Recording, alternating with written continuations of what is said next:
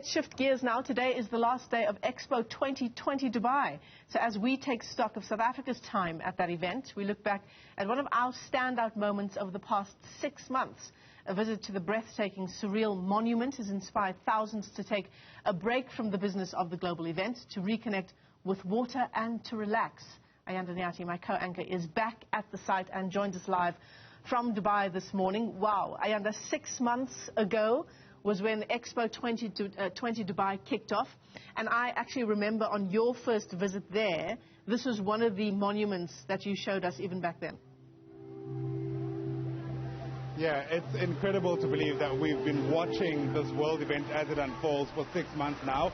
More incredible when you consider that the event itself almost didn't take place because of things like COVID-19. But I think everybody involved will be more relieved, perhaps even more proud that we're able to get here. And so as we look back at the weeks and months gone by, we decided to head back to those moments really that stood out. And the surreal monument where we are now is certainly one of those iconic buildings of infrastructure that are here at Expo 2020 Dubai. It's the last day, but it hadn't stopped, I think, scores of people from flocking here from the early hours of this morning. I'm going to step out a shot, get you a sense of what else is taking place as we give you a reminder of what it took to actually put this up. So it was back in 2018, we understand, when the idea of building some kind of, I guess, space that will allow people to escape the busyness of Expo 2020 Dubai came about. That's when a US-based company called WET collaborated with a composer, actually, a music composer who's also been behind the score of movies such as Iron Man and Game of Thrones. That's when they collaborated to essentially see what they could do with water, air, lights, and music. And Surreal was born out of that moment.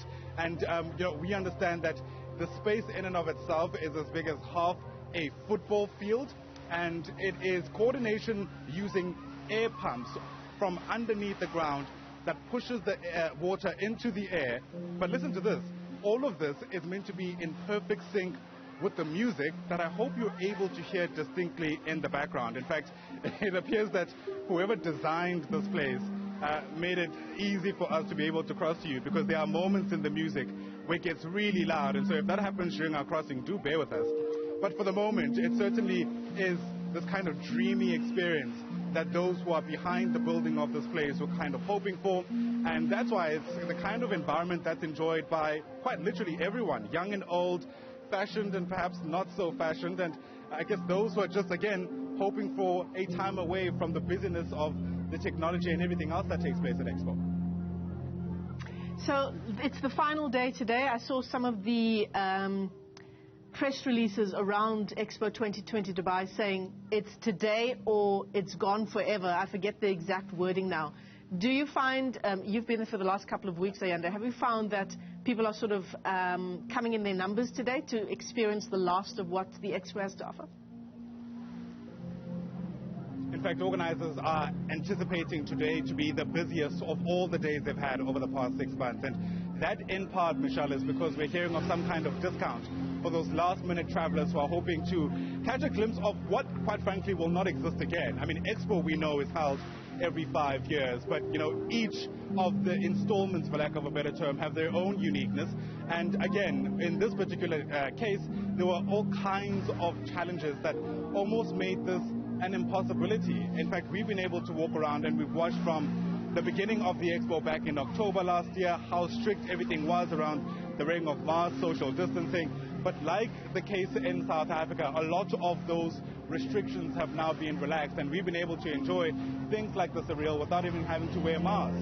We're told the next Expo will take place in 2025, and Japan will be the host nation. Whether or not South Africa will be there, I guess, is a decision that's made in corners or boardrooms that necessarily don't consider my pay grade. Ayanda Nyathi, thanks very much indeed for that update. I must say I do feel a lot more serene having listened to the water and the music there behind you. Thanks very much indeed. We'll see you soon back in studio.